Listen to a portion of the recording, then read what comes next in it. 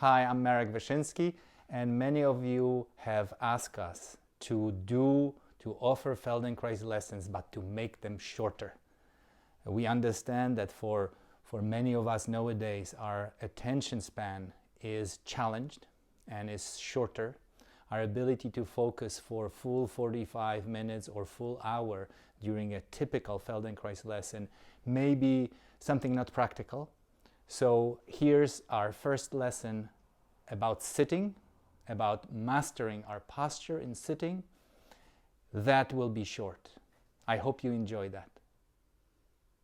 Please come to sit in front edge of the chair or a stool and begin to tilt your head up or back and look upward onto the ceiling or a wall in front of you. And then tilt your head down. Allow your whole spine and back and pelvis to move. So you look up and you look down. Begin to drop your head down and look down, and then lift your eyes and lift your chin and look up.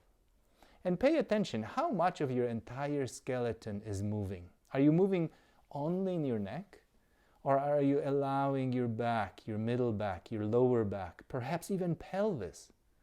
Is your pelvis tilting forward and back? Is your abdomen protruding forward when you look up? And pulling in, sinking your belly in as you drop your head down. Make a mental marker when you look down. What can you see easily? And then as you look up, what can you see easily? That's not asking how much you can push yourself, but what's the easy range for you? Make a mental note. You can see something on the ceiling and maybe you can see something on the floor or on your body. Perfect. Come back to the middle. Now, let's start by fixing your eyes on the point straight in front of you. So your eyes are locked on that object, whether it's the screen or some part on the wall in front of you. Now, continue the same movement of lifting the head up and dropping the head down. By this time, keep your eyes fixed on the same object. Drop your head down, let your spine round, let your pelvis tilt back, but the eyes look straight forward. Then tilt your head back, chin goes up, your nose goes up, but your eyes now relatively look down. Keep doing this movement within the range that's easy, but you will feel that this is a challenging movement.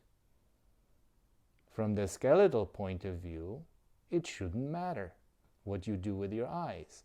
After all, your skull, all your vertebrae, your shoulder blades and ribs, and the pelvis should not be affected by your eyes. But obviously you can feel a challenge. Somehow for your nervous system, this movement is a little bit more complex. Do a few more movements of lifting the head up, pushing your belly forward, tilting your pelvis forward, dropping your head down, allowing the pelvis to go back, allowing the spine to round, but the eyes stay on the spot. Very good. Return to the beginning starting position. And now move your head and eyes in the same direction and see if the movement is better. Look with your eyes up to the ceiling. Look with your eyes down. Allow your whole skeleton to participate in movement. Tilting down and tilting the head up. Can you feel that your range of motion has increased?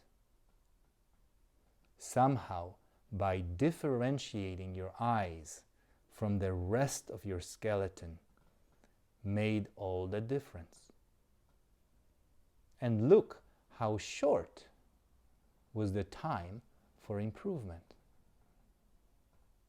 Very good. Stop and rest.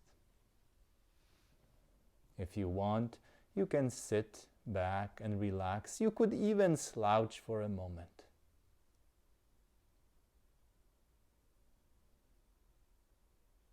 Next, come to the front edge of the seat as you had before.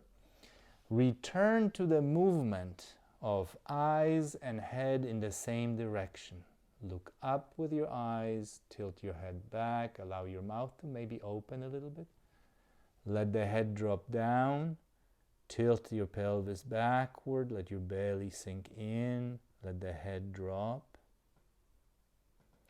Continue with this movement, but make your eyes now actually move, not fixed on the same object, but move.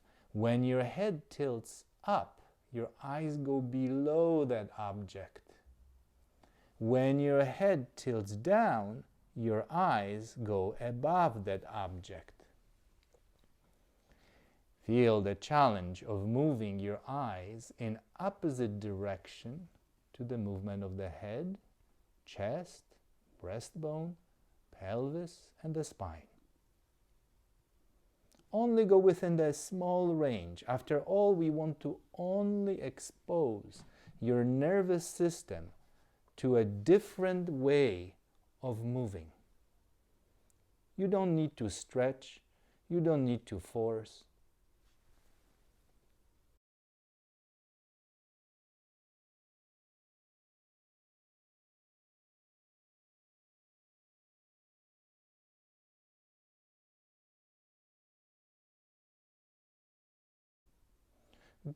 Good, and stop. And go back to the original movement of looking up as you tilt your head back, and looking down as you drop the head down. Feel if there is another sense of improvement. As you learn to extend your spine and bend your spine, your nervous system is learning where the middle is. Notice, as you pass through upright posture, where is the place where your bones support you? Where is the place when you feel upright and light and relaxed?